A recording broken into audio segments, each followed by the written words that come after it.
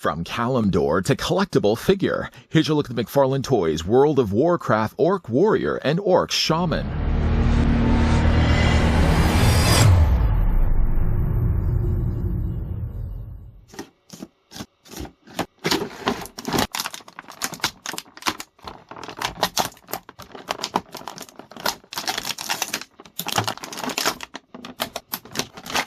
The orcs once lived as shamanic clans on the lush world of Draenor. Corrupted by Kil'jaeden, the demon lord of the Burning Legion, they invaded the world of Azeroth, eventually able to free themselves from demonic influences. The orcs settled on Kalimdor, erecting their great capital Orgrimmar, from where they fight to find their place in the world they once came to conquer. Just before we get a closer look at the World of Warcraft Orc Warrior, let me go ahead and grab the tape measure and see how tall the figure stands. While I'm doing this, I'd like to thank the folks over at McFarlane Toys that did provide this sample of the Orc Warrior that we can have a look at in this review. These World of Warcraft figures should now start popping up in retail stores and online. So if you're a big fan of World of Warcraft, like to get your hands on these for yourself, they should be available right now. Normally I would measure to the top of the figure's head, but considering that the orc's head stops here and his hand continues over here, it probably would make the most sense to measure the hand as being the highest thing on the figure. You can also as well give him some weapons to wield, but for right now at least, the Orc Warrior stands about 6 inches in height, or it's going to be about 15 centimeters tall.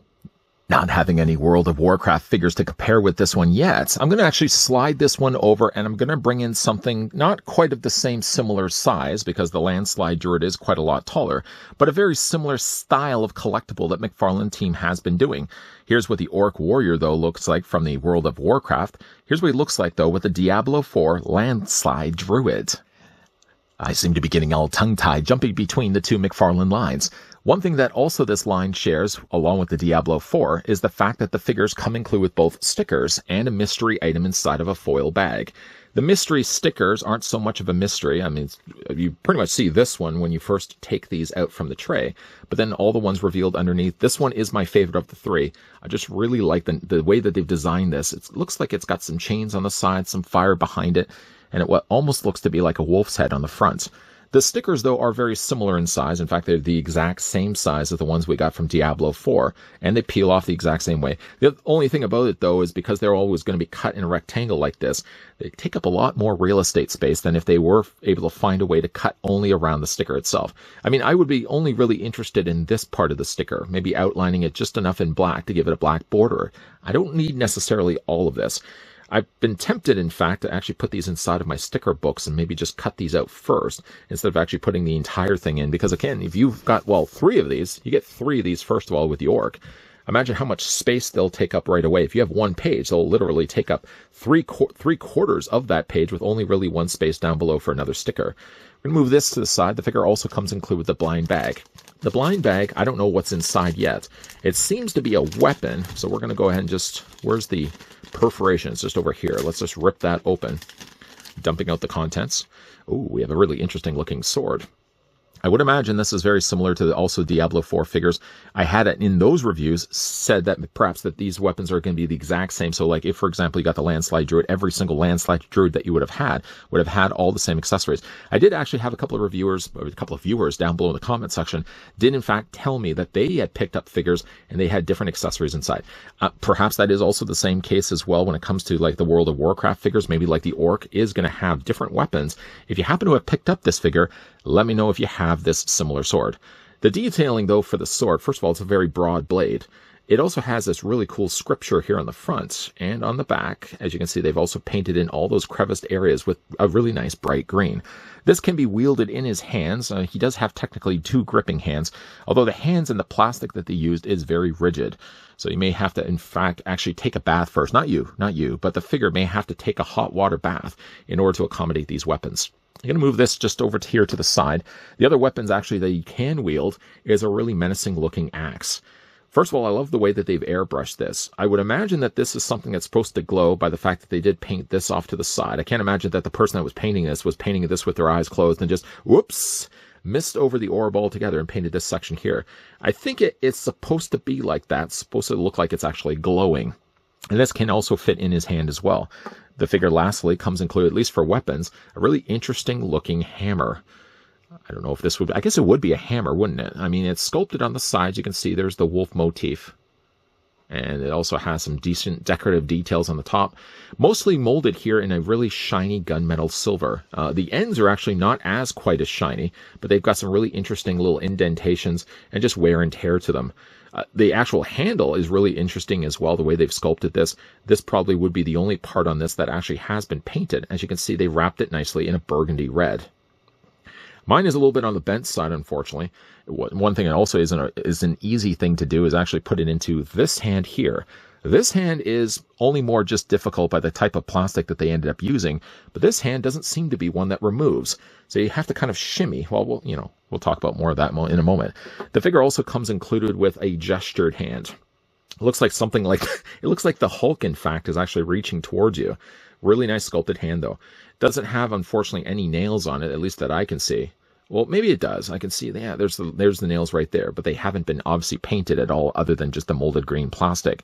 Changing out the hands, by the way, this hand is only going to go on this side. First of all, thumbsies go in, and also because it doesn't look like, once again, this is a hand that removes at all. Undetaching the hand is just a case of removing it from the peg, taking then the longer peg, and doweling it inside the sleeve so you can get a gestured hand instead.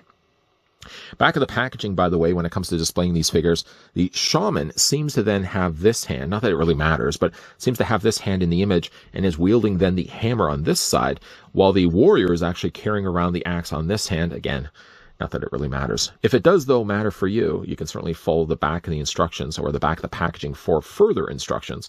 But to show you what it looks like with the axe in his hand, I had to once again heat the hands in hot water, just because, again, like the plastic for these hands is so unforgiving. I'm going to just go ahead and take the axe as best as I can now get it, because unfortunately with the time that, you know what, these shoulder pads are also something that come off. If you wanted to have it as a warrior, then you keep basically the shoulder pads as you see right now. If you, though, wanted to swap this over to the Shaman, these shoulder pads will then pop off, and then we'll replace with the ones that you may not be able to see that's just down here right now. I'm going to remove these for just at least right now. They detach, but unfortunately the first time you detach them, every time after that, they seem like they always fall off. Or I'm also just always banging them. Let's go ahead and take the hand off for right now. I heated these hands, but with the course of the time that's now elapsed, I should really always have myself on the ready. An extra cup of hot water just off to the side, so I can quickly submerge it again before I hit record. Taking the axe, let's not attach the axe by his sleeve. There we go. And you can have then the warrior. Let's go ahead and get the extra shoulder pieces back on. They just plug in place. If you're looking at them, by the way, they have a very unique peg. So obviously you can't take, if you were to take this shoulder pad, for example, first of all, it does say L, the other one says R, but you also see as well, like the pegs are completely different. So there's no way that you can put this shoulder pad, which it's strange really, because I would imagine that like they don't look any bit different. If I can just hold the two up, they look like they're exactly the same.